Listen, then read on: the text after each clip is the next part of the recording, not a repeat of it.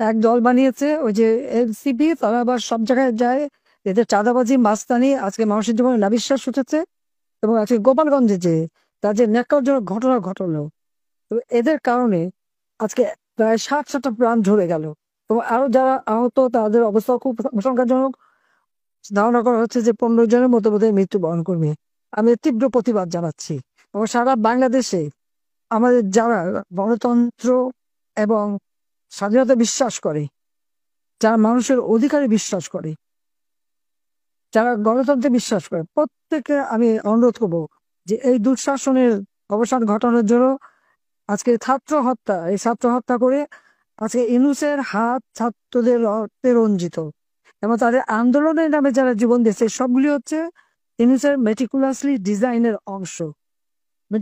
ডিজাইনের অংশ হিসেবে সে একের পর এক লাশ ফেলে।